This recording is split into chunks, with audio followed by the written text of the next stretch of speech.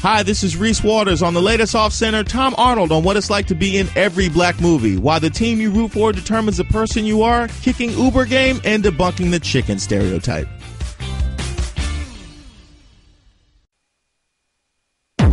Attention. This is the Dan Le Batard Show.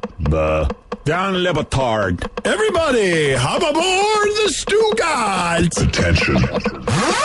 Stugats. Listen, there's poop on those shopping carts.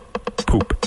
This is the real bass. He's a prisoner of the moment. He's Stugats. The thing that happened seconds ago is the biggest thing to have ever happened.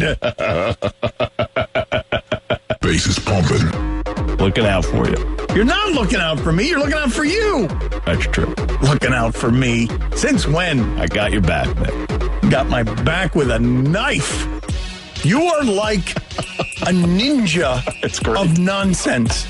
Yes. You're a nonsense ninja. Yes. You were on to me. Yes. I mean, you just hit me. You just embedded a Chinese star of nonsense in my forehead. That's what I do. This is the Dan Le Batard Show with the Stugats on ESPN Radio. Woo!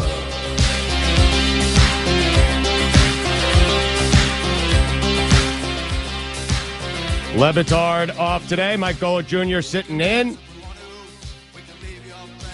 We got you till 1 p.m. Eastern here on ESPN Radio. A lot to get to today. Royce Young going to join us. He covers the Oklahoma City Thunder for ESPN and ESPN.com. Westbrook and Durant played last night. Oklahoma City at Golden State. Kevin Durant was great. I'm more interested in the relationship between Russell Westbrook and Kevin Durant. So we'll talk to Royce Young about that coming up in about an hour. Sarah Spain going to join us at noon Eastern. Cubs World Series parade is today. And I've been railing against the Cubs for basically the entire postseason and, you know, taking some shots at Sarah Spain. So Sarah will come on at noon to exact her revenge on me and make fun. And Adnan is going to join us at 11:30. And I say Adnan because his last name just escaped me. Good. Know your teammate. Escaped you? Yes. Hot start. Burke. The captain. The captain. Yes, the captain. Thank you. Just fall back on that one next time you remember. He will join us at name. 11:30 Eastern. We're going to do movies and baseball with Adnan. Why is he the captain? Verk, Stu. Got it. You know, I forget the origin story. If we're being truthfully honest here, I just heard it the other day. He does his movie podcast every week, and they retold the story on it the other day, I believe, and I don't remember it. So this has all gone really well so far. All right, Adnan Verk going to join us at 11:30 a.m. Eastern. The captain, and he'll take your calls. Movies, the three things that he's an expert in. Movies, baseball, and Canada. I mean, it has all the makings for a great segment. So if you've been dying to ask your Canada questions, you'll be able to do it at 11:30 Eastern with the captain. We've decided to eliminate two of the three. Just call and ask Canada questions. Okay. Strictly Canada. All right, so just Canada questions for at the 11:30. captain. Yeah, okay, I'm good with that. All your Canada questions coming up at 11:30 a.m. Eastern right here on ESPN Radio. Gojo, Richard Sherman is one of my favorite guys in the NFL. He's one of my favorite athletes. There are very few athletes that when they speak, I will actually listen and listen closely. Richard Sherman is one of those, and one of the many reasons is what comes out of his mouth is very interesting. And because the people he's talking about, and in the case of the clips you're going to hear, Roger Goodell in the NFL, he's smarter than those guys, and he's usually the smartest guy in the room. So I enjoy when Richard Sherman gives his opinion, gives his takes on things. How do you feel about Richard Sherman? I enjoy Richard Sherman because more often than not, he comes from a pretty thoughtful place.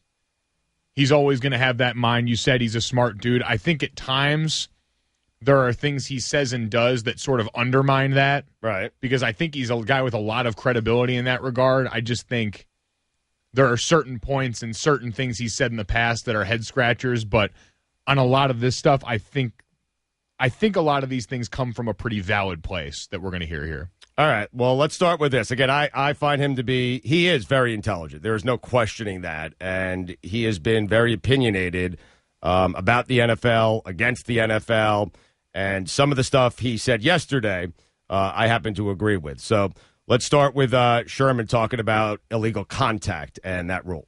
I'd even it out. I'd take illegal contact out, or I'd call it both ways. If we can't touch them past 5 yards, then they can't initiate contact with us past 5 yards. But then it kind of sounds ridiculous, doesn't it? Just as illegal contact is a ridiculous rule and impossible to officiate, because they can literally run into you at any point on the field and get that call. All you got to do is initiate the contact, 4th and 55, and you got a first down. It makes it difficult to play defense because now they know the rules. They can manipulate the rules, and the refs see what they think they see. And for me there, that point I'll definitely agree with as far as just a baseline rule there. I think more than making it really difficult for guys to defend, and it's been going that way for a while in the league. Right. I think the toughest part is what that's done to officials, because we've seen the inundation of flags. It feels like more than ever this year. I always,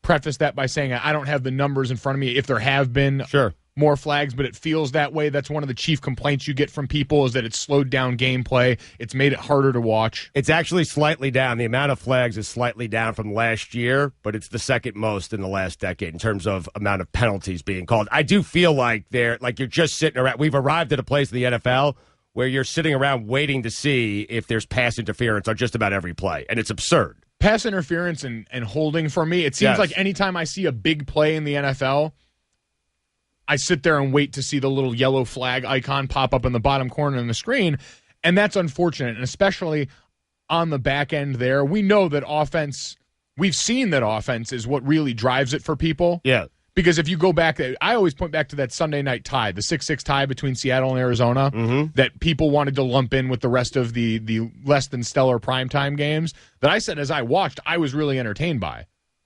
Like watching Chandler Jones and Chris Averill tee off on people was great stuff. There was great defense in that game, but people don't care about that. People don't want to see that. People want to see offense. So that's why the league makes these rules that they do. I think like anything else, you have to start to wonder, when do you hit that point of diminished returns? Sure. And I think we're getting there, because for me, it's the amount of penalties that come out of it now. What it's done for defenders has certainly made it difficult, and Richard Sherman, being a defender, is right to gripe about that, but I think he's right even in a broader sense in that it would help cut down on the number of flags. Well, Richard Sherman talks about how the league won't allow them to play defense anymore. I'd love quarterbacks to be able to get hit, and it not be a flag. There have been several sacks where there's roughing the passer on a sack. It's ridiculous, but you can't play like that anymore. And people wonder why those records are going to last forever. Those defensive records, because they're not letting us play defense right now. They're not letting us go after the quarterback. You can't have cover a receiver without getting a flag. You can't do anything. They can just chuck the ball 80 yards and get an 80-yard penalty and move the ball. It's interesting what you said, because I think the expectation is, yes, I want high-scoring games. You had a high-scoring game last night, and it was a dreadful game, okay? I don't want high-scoring games. I'm with you. I like the defensive struggle. I just want close games. I want interesting games. I don't want high-scoring games. I want interesting, close games. And, the product is not what it used to be. It's not what it used to be, and it's so lopsided towards the offense. It's impossible to have a product in 2016 that's the same – what we saw 10 years ago. It's a completely different game, and I don't like the game as much because it's so skewed to the offense of the quarterback. It really is. It's why Brady's able to play at such a high level at the age of 39. It is, but at the same time, we're only how many years removed now from a Seattle defense that we talked about as one of the greatest defenses we've seen in the history of the league. So clearly it didn't inhibit them that much. A Seattle defense, Joe, that basically held on every play and dared the officials to throw a flag on every play. Like, that's how that defense and that secondary with a bunch of guys, yes, Earl Thomas was drafted high, but there were some guys like, how are these guys producing at this level? Part of their strategy in that secondary was see how much you could get away with, and now they're starting to call it a little bit more on them, and it sort of sounds like a little bit of a crybaby scenario here. It is, and that's also reactionary by the league, though, because every year going into the season, they pick out the points for the officials. All right, these are the things, and you get the memo to start the year, all the teams. These are the things that officials have been instructed to focus on more this year. So if you've got a team that had success like that, I'm sure the outcry from the rest of the league is they're holding on every play. They're daring you to do this, so call it. Right. So you get usually a tape at the beginning of every year that shows you these are the things that are different from last year that are going to be emphasized more. Now, you guys know I retired on the show, so I don't know what they emphasized for Sure. this year in the league. I don't know what the points of emphasis were, but just look to see where the majority of the flags are showing up, and that's probably what they put out and what they've emphasized to the officials. Last time Gojo sat in on the show, he did announce his official retirement from the NFL. It was a storied career, a Hall of Fame career, I might add. Yep, we got a couple more years before the 5 mark, but feeling pretty good about it. Yeah, it was more emotional than I thought it would be. Yeah, A lot of people talking about, we've talked about it on this show, why the ratings are down in the NFL. Here's Richard Sherman. The league isn't fun anymore. Every other league, you see the players have a good time. It's a game. This isn't politics. This isn't justice. This is entertainment. And they're no longer allowing the players to entertain. They're no longer allowing the players to show any kind of personality, any kind of uniqueness, any individuality, because they want to control the product. They want to control the messaging, et cetera, except when it comes to they say we're trying to influence kids, and that's their biggest thing. That's their biggest ploy, is that you don't want to be a bad influence to kids. You don't want to be a bad role model. And I can agree with that. But in the same breath, you can't say Budweiser is the official sponsor of the NFL and we're trying to influence kids. So, there's a ton of hypocrisy, but it doesn't matter because we don't control it. Dude is smart. That's such a great point. It's such a great way of putting it. It really is. You're going to object to it, aren't you, Gojo? You seem angry right now. No, I'm not going to object to it. It's an oversimplification of what's going on with the NFL ratings right now. It's, to me, symptomatic of a larger problem. This whole conversation that we're having with Richard Sherman is symptomatic of the bigger problem that's going on right now, and it's that fractured player-league relationship, but it's the fact that it continues to take place in the court of public opinion like this. We saw this happen going in before. We're going to talk about how great this Cubs-Indians series was for baseball. Right. The beginning of this season, the whole talk was make baseball fun again. It was Bryce Harper and these young guys against the old guard in baseball talking about baseball's too old, baseball's too slow, baseball is losing its younger demographic of fans. And we're not having that conversation anymore because a good storyline took over and everyone stopped talking. Everyone just let it happen. When you hear guys like Alex Rodriguez up there on the board giving glowing reviews about the place that his sport's in right now, and that trickles down.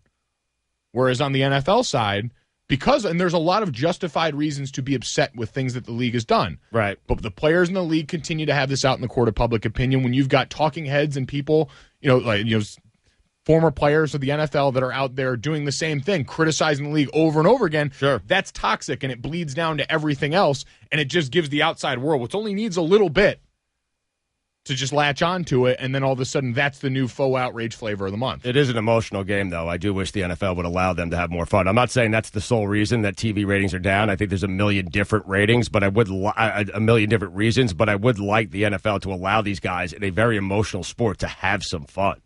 Oh, I fully agree. That's the one thing the league and the players both have to come together and realize we got to start recognizing that this is a business, and the product, the product that you want to be fun and exciting out there, is getting pushed back and rejected by a lot of the fans at this point. So how do we retool that a little bit and give people a little more what they want? And I think it starts by letting the guys be a little happier when they go to work like that. But it's also a great point where the NFL is saying, hey, don't act a certain way because we want to set a good example for the kids. And Richard Sherman comes back and says, well, you keep promoting Budweiser as the official beer sponsor of the NFL. I mean, it's a good point. It is. And the stuff like that seems a silly place to argue over. ESPN Radio is presented by Progressive Insurance. In November, Progressive will give away over 100 vehicles to veterans in need as part of its Keys to Progress program, giving thanks for the freedom they've given us. To learn more, go to progressive.com/keys to progress. Tune in for a Sunday night football doubleheader as the Lions visit the Vikings and the Chargers host the Titans. Pregame begins at noon Eastern on most ESPN radio stations. And now, your SportsCenter update. Thursday night football, the Falcons beat the Buccaneers 43-28. Matt Ryan, 344 yards and 4 touchdowns. Jameis Winston, 261 and 3 touchdowns. Mike Evans caught 151 yards and 2 touchdowns. Seahawks cornerback Richard Sherman said Thursday that the NFL experiencing declining TV ratings because the league isn't fun. Every other league you see, the players have a good time. It's a game. This isn't politics. This isn't justice. This is entertainment, and they're no longer allowing the players to entertain, Sherman said. For all the latest headlines and information, tune into SportsCenter on ESPN Radio all throughout the day. A little bit of Stugats in everyone, my friend. It is Dan and Stu from the Clevelander in South Beach on ESPN Radio.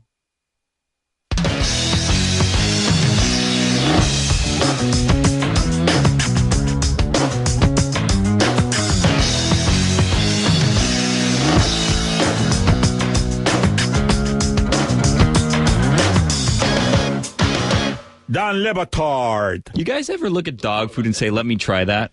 Oh, I have tried it. I saw this. What? I've tried it before. College. Stugats. Well, how could you be so desperate that you would eat dog food? I had nothing else to eat. But then don't eat. I can't imagine a situation outside of crawling across a desert or being lost in the jungle, needing some sort of sustenance. Maybe a dare or a bet or something like that. Maybe. That or you're totally baked. Nailed it. This is the Don Le Batard Show with the Stugats on ESPN Radio.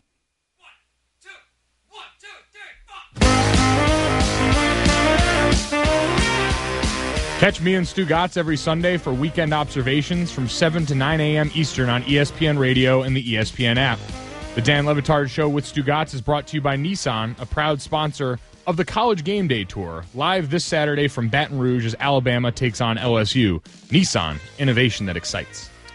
Let's revisit Mike Golick Jr. Sports Center that he just did, because I have done no shortage of bad sports centers on this radio show, but I'm not certain that's not the worst one we've ever heard in the history of sports centers, by the way, not just this show. How'd you feel about it? Like, when did you feel like all the guys in the other room, like you couldn't look at them? Did you feel their eyes just, what was going on? Take us through it real quick before we play it. You're going to hear the point very clearly where it went off, because there's a mistake that happened before that I didn't even notice. And at that point, I was like, all right, I'm feeling myself in the middle of it. I'm doing good here. Because I hear Stu Gatz screw this up daily. Yeah. And I'm like, I'm not going to be that guy. Mm-hmm. I can read. Yes. Then I get to the Richard Sherman comment portion of this. Right. And the wheels just completely fell off. So I hear you start to laugh. So I know that they're laughing, and I just can't look over that way, or else it's really going to collapse. And if I'm laughing at you, like, that's bad. Yes, that's really bad. If I'm laughing at you, that's a horrible experience. So you felt their eyes just kind of breathing down your neck? It is. It was as bad as I always imagined it would feel like. The page seemed to get farther away. The words got harder to read. Hold on, let's stop for a second, because those guys are confused. I just made it so eyes can breathe, and they can't. Felt our eyes breathing down your neck. Okay. I mean, last time I checked, your eyes can't breathe, and that was a ridiculous. How would you say that? What would be the proper way to say that? We were either breathing down his neck, or you could feel our eyes on you, but I combine two. You're so in love with cliches that you just mishmash them. You could feel our eyes breathing down your neck. Yes. You know what? I appreciate you trying to take some of the heat off me. Were the eyes burning a hole in the back of your neck? Is that better? Closer. I still feel like it's not the back of your neck. Yeah. Really hung up on the neck. Still mashing them up. Keep mashing them up. You're going to find the combination. The grass is always greener on the back of your neck. Let's hear the Sports Center update. Tune in for a Sunday night football doubleheader as the Lions visit the Vikings and the Chargers host the Titans. Pregame begins at noon Eastern on most ESPN radio stations. And now, your Sports Center update. Thursday night football, the Falcons beat the Buccaneers 43-28. Matt Ryan, 344 yards and 4 touchdowns. Jameis Winston, 261 and 3 touchdowns. Mike Evans caught 151 yards and 2 touchdowns.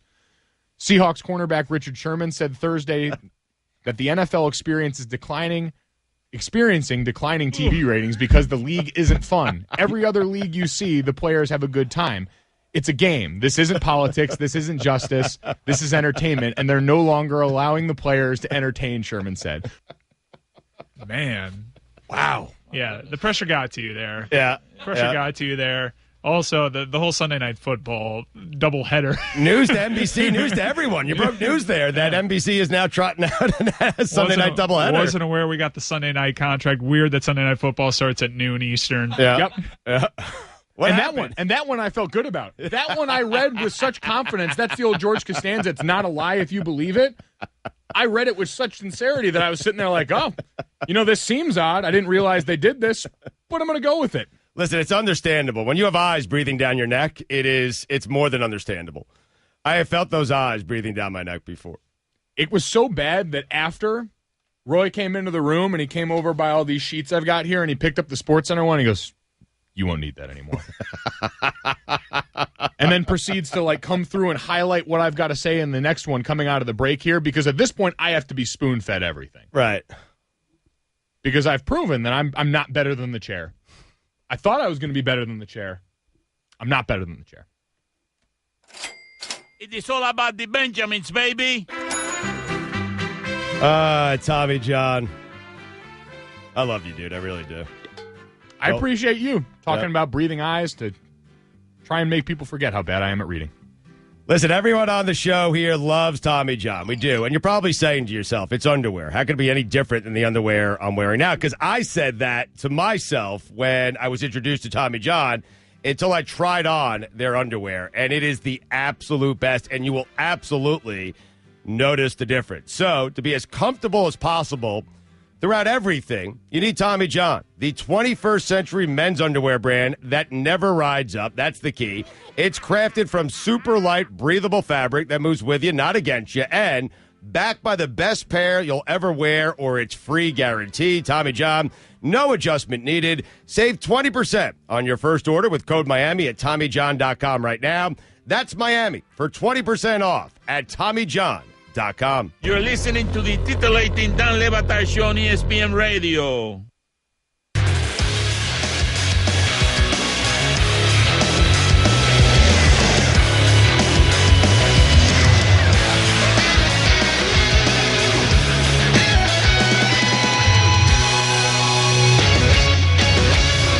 Dan Le Batard. What was the saying that Tyrann Mathieu said? Honey Badger don't care? Matthew.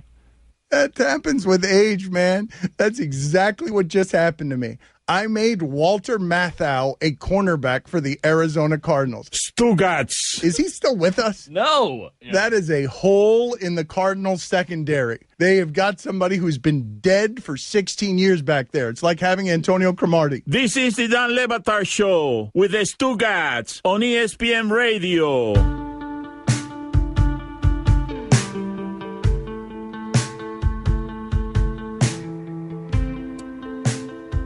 ESPN Radio is presented by Progressive Insurance. The Dan Le Batard Show with Stu Gatz is brought to you by Pennzoil Synthetics, taking synthetic motor oil performance to a whole new level. You are rattled, my friend. I tell you, it's just going bad to worse. Make the switch to Pennzoil Synthetics today. All guests on the Dan Le Batard Show appear via the Shell Pennzoil Performance line. Now let's try this again. All right. And now, Be better than the chair. Don't let it bring you down. yeah, be better than your dad's texting me. I'm getting texts from the family. Everyone's mocking you, and I'm telling them it's not you, it's the chair. But overcome the chair, okay? You're sitting in my chair. The chair rubs off on everyone, but you're stronger than everyone, man. I've got this. You got this. It's going to be better than the chair. You got this. Go. Nail it, dude. Go. And now your Sports Center update. Thursday night football. The Falcons beat the Buccaneers 43-28. Matt Ryan threw for 344 yards and 4 touchdowns. Jameis Winston for 261 and 3 touchdowns. Wide receiver Mike Evans caught for 150 yards and 2 touchdowns. Meanwhile, Seahawks cornerback Richard Sherman said Thursday that the NFL is experiencing declining TV ratings because the league isn't fun. Every other league, you see players having a good time. It's a game. This isn't politics. This isn't justice. This is entertainment, and they're no longer allowing the players to entertain, Sherman said. Sometimes kickoff comes early. At Hampton by Hilton, that's when they run the option. Take your pick of free hot breakfast for here or breakfast on the run bags to go, because tailgate waits for no fan. Book at Hampton.com for a guaranteed discount. For all of the latest headlines and information, tune in to SportsCenter on ESPN Radio all throughout the day. Odd choice of music underneath the Sports Center. I kind of dig it. Felt like he was romancing me a little bit. Bowie, man. I mean, okay, but an odd choice. How did he do there? Better? About an 8. Yeah. An 8. Wow, an 8. An 8. We're going to start rating these Is that things, out of huh? 10? Well, yeah, because you set a really low bar, so I'm trying to boost you. It's all about building you back up now. Yeah. Manager. Can I see the copy real Yeah, quick? go for it. And I'm not I should not be mocking anyone for how they do these Sports Center updates because I do a horrible job with them. I don't think you gave, well, this isn't his fault because I was sitting here. I experienced Mike Evans caught for 150 yards and 2 touchdowns. There's supposed to be an amount of catches that he had, and that's not in the script. That's not Mike's fault. Yeah. That's also not where he screwed up, to me. Like, you got a little hesitant there towards the Richard Sherman part, which I'm pretty sure we should just take out of the Sports Center at this point. Yeah, no, I think Thank you. I think Yes. we need to do the right thing here and save me from myself on that one because I got there and the fear just immediately crept back in. Like at this point, I'm red braining on Richard Sherman as soon as I see his name. Mike, how was your dad, who's a big Indians fan? Because he's been texting me throughout the first portion, half hour of the show here, and he said he passed on he passed on his lack of reading ability to his son. And I said, it's not your fault. It's the chair's fault. Yes, it's the chair's fault. The chair rubs off on everyone. He's an Indians fan. Did you watch Game 7 with him? Like, can you put us in your dad's head? What was going on there? I watched Game 7 separately. Okay. Now, he was feeling it a lot, and see, it's weird because I've always gotten lumped into that. Sure. People always say, oh, you're rooting for the Indians because of your dad, right? Like, you've got the Cleveland in your blood, all of this different thing. I never lived in Cleveland a day in my life, so I make it very clear to people, I did not care if they won or lost. Okay. That did not matter to me. It did matter to Dad, now not enough to stay fully awake for the entire game. Pretty sure there was a sizable gap in there where he just wasn't conscious. Right. Understandable, though, with the time he has to wake up in the morning, right? Oh, yeah, listen, I get it. Like, he can't watch games. I imagine him and Greeny just can't watch games. I know Greeny, will DVR a big Jet game on Sunday night and watch it the next morning before the show. Yeah, right? and they'll catch a lot of it coming into the studio. But for this one, he had a bit of a vested interest. He was actually trying to stay up. He couldn't. Right.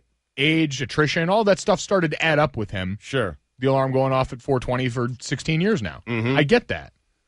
But he felt it. He certainly felt it a little bit. I don't think it's as bad. It doesn't seem like it means as much to him. No. For whatever reasons, and the reasons are obvious, but it doesn't mean as much to him as it does to diehard, lifelong Indian fans. No, and for him, it's just all about the payoff on the other end. Everything he does is for the payoff if things go well. He doesn't really worry about if things go poorly because in actuality, he doesn't care that much. Right. So if things go well, he gets to gloat. He gets to make fun of Cassidy, who is on their show, big Cubs fan, gets to lay into her, gets to go on there and talk a lot of smack and be loud and stand up. And so he's really, if I'm hearing this correctly, he's rooting for the result that allows him to make fun and bully others. Oh, without question. Yeah. You guys should know that better than anyone. Yeah, no, we do. And we felt his wrath before, and I'm certain we'll feel it again. By the way, you know when Bill ate the onion and we challenged Golick to do that? We challenged Mike Golick to do it, and Golick came on as prepared as we've ever heard him with a plan for what we would have to do if Golick ate the onion. And we were all shocked by how organized his thoughts were and what a great plan he came up with. And I think it was atomic wedgies for one of us. What was the deal? What was Mike? Wedgies for two people, itching powder for the other two people, and this was all Dan's idea. He didn't consult any of us when he challenged him, so he scared us off. And we decided not to go ahead and challenge Mike Golick because he was going to do it. If it killed him, your dad's so competitive. Right. He's going to accomplish any task you put in front of him. If it's an eating challenge, you got no shot. Right. And Billy ate this raw onion as his punishment for the grid of death, which Mike Golick Jr. is very excited. He's going to the bucket of death for the first time today since he's sitting in on a Friday. But Billy spent 2 days in the hospital after eating that onion. But do you guys realize that was Mike Golick Jr.'s plan? That was not Golick's plan. Golick called his son and said, what should we do here? I'm going to eat the onion, and what should the punishment be? And it was Golick Jr. who came up with atomic wedgies and other things. I mean, how about that? I came up with the itching powder. The itching powder was mine. The wedgie was all him. But I heard him. He was getting ready to do it, told me what he was going to go on and say. And so I text him and I go, well, listen, what's the theme for this? The jock beating up on nerds. Right. I said, why don't we take the most stereotypical, played out prank from the locker room that you could do? Itching powder in the jock strap. So, yeah, I can take credit for that one. I mean, the apple doesn't fall far from the back of the neck. Good God.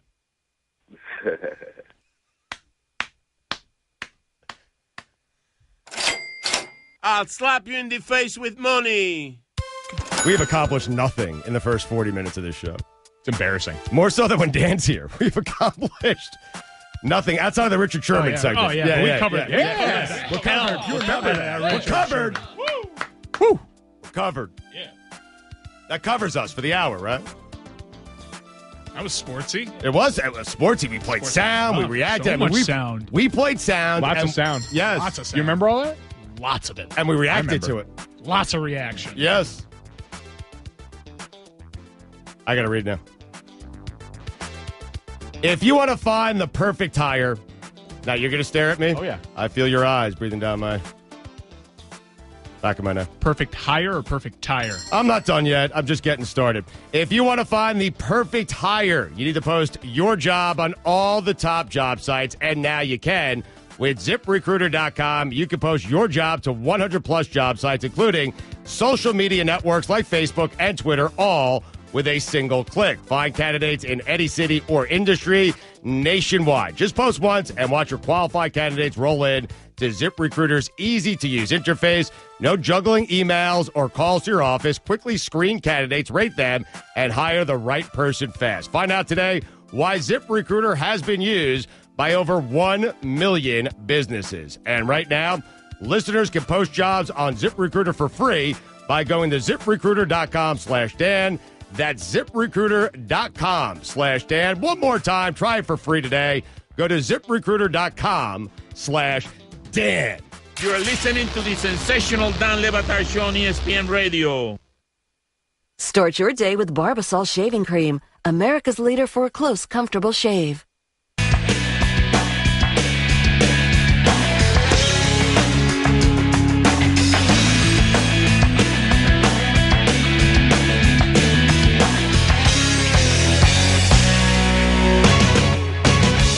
Dan Le Batard. That ranks up there as the most humbling moment in my life. Stugats. That and getting so drunk on white wine on a date one time that I pooped in a parking lot. Yeah. Wait a minute. Did I just say that out loud? That was last week. This is the Dan Le Batard Show with the Stugats on ESPN Radio.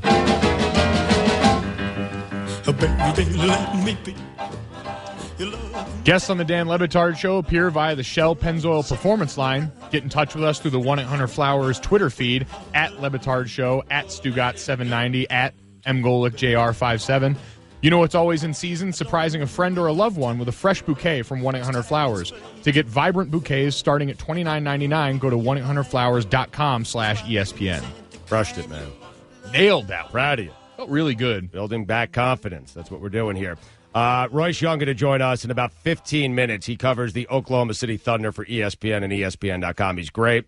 We'll talk about last night's game, which was fascinating. I don't know. Did you watch last night's game? Golden State and Oklahoma City? Did. Golden State won 122-96. Oklahoma City was on the back half of a back-to-back. So the result was to be expected.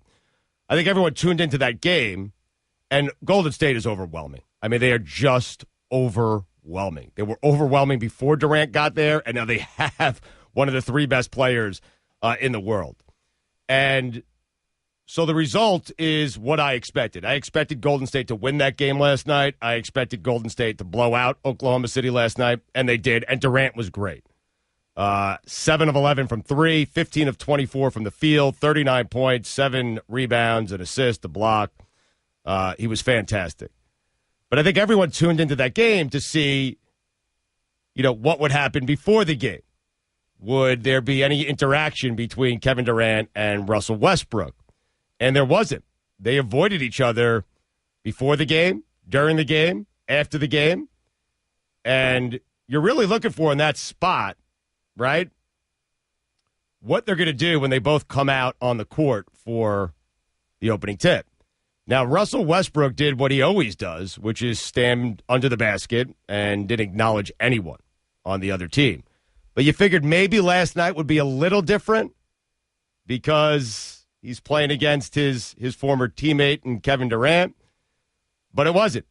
Westbrook stayed true to himself. Durant came out, didn't even go up to him, didn't even try to, because I think he probably figured Russ has to know better than that by now. And so I find their whole dynamic and their relationship interesting. I really do. And I understand why Russell Westbrook would be upset, and really the rest of the Oklahoma City Thunder team, because Cantor was jabbing at him. A lot of guys were taking shots at him.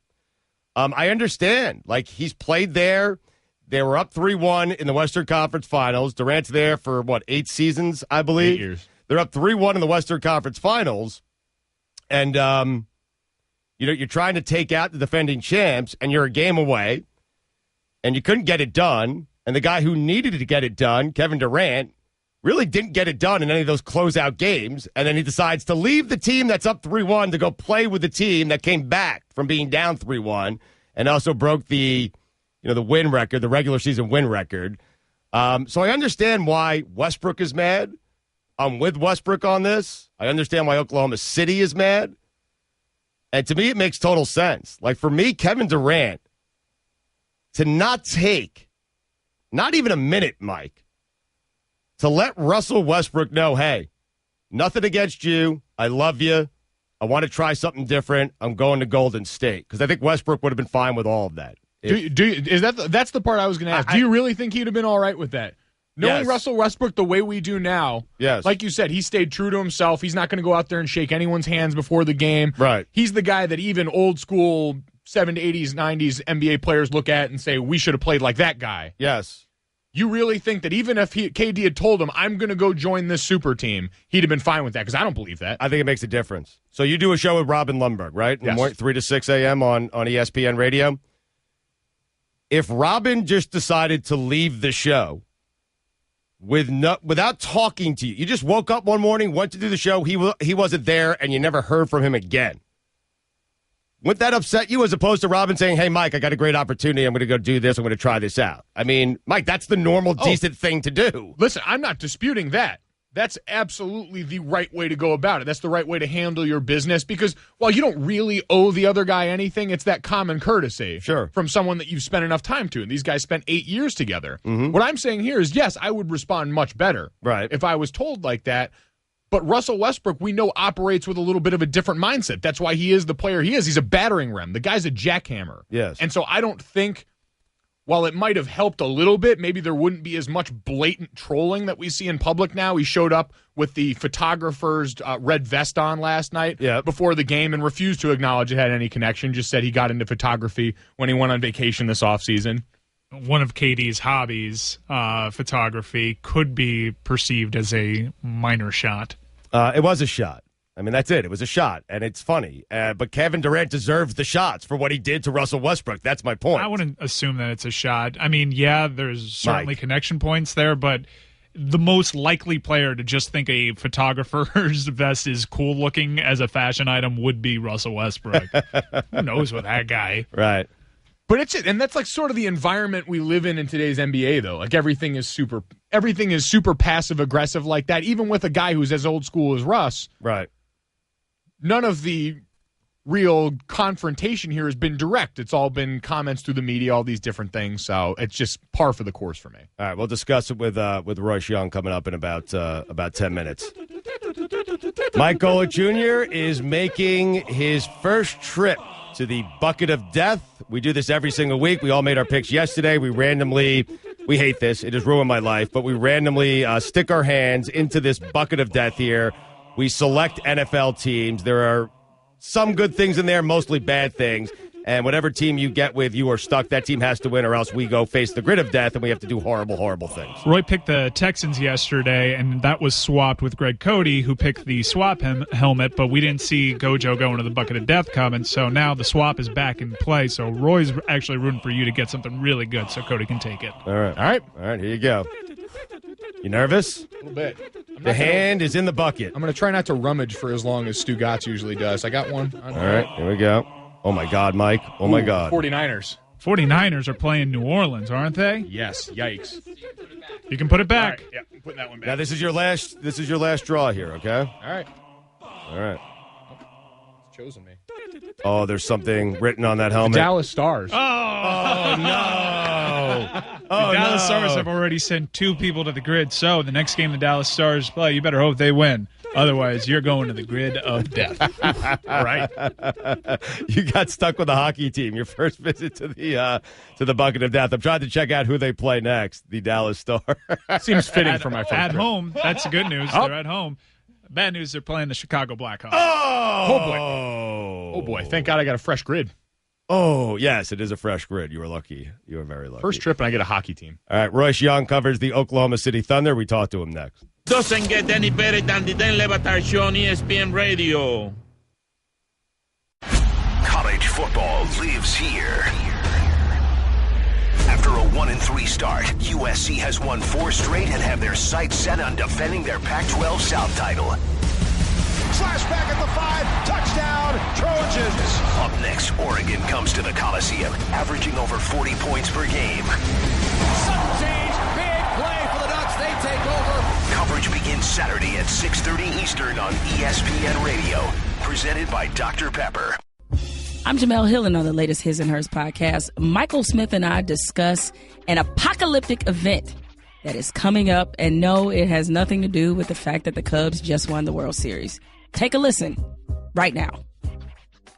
Oregon brings an offense averaging over 40 points per game into the Coliseum to face the red-hot USC Trojans. Coverage begins Saturday at 6:30 Eastern on ESPN Radio, presented by Dr. Pepper.